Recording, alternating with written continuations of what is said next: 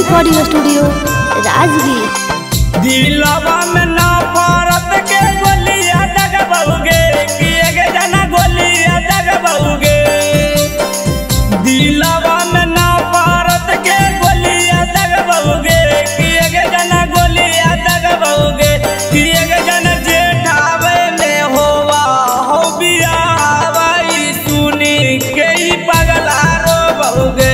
कि एक जना जेठावे तोर बियाहवाई सुनी के पगला रोबोगे।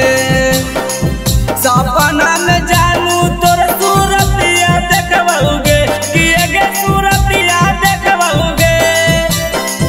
सपना में जानू तोर सूरतिया देखबोगे कि एक सूरतिया देखबोगे।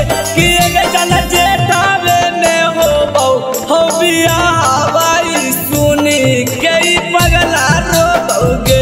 कि एक जना जेठावे में हो बहू तोर बियाहवाई सुनी के पगला रोबोगे।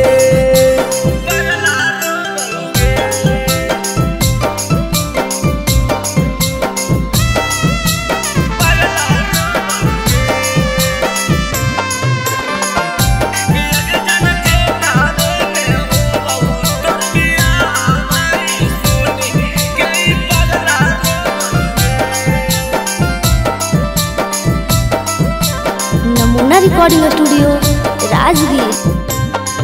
कटोरा फूटल का लेके घूमिया टोला महलाबा। देखिए के लइकन सबे को हमरा पगला।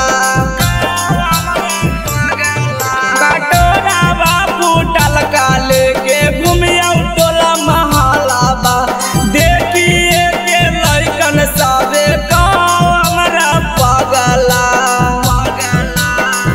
माथावा पगम के मोटरिया डोबोगे। कि एक जन मोटरिया डोबोगे। माथावा पगम के मोटरिया डोबोगे।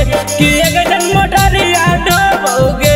कि एक जन जेठावे में होवा हो बियाहवाई सुनी के पगला रोबोगे।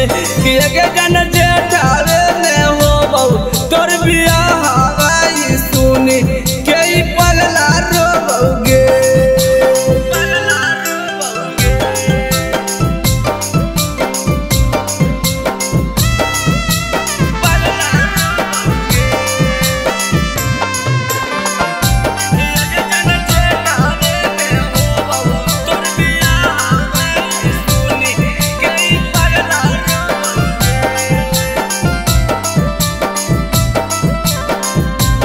नमूना रिकॉर्डिंग स्टूडियो राजगीर।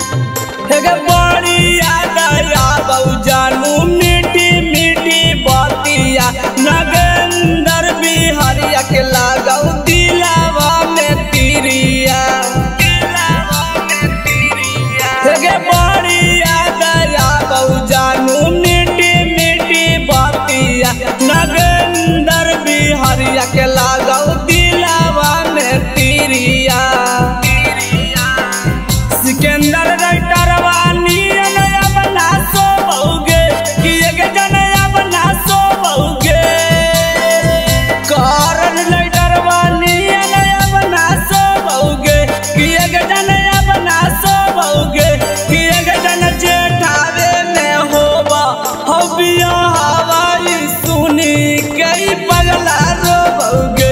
कि एक जन जेठावे में होवा तोर बियाहवाई सुनी के पगला रोबोगे। प्रेजेंटेड बाय नमूना म्यूजिक।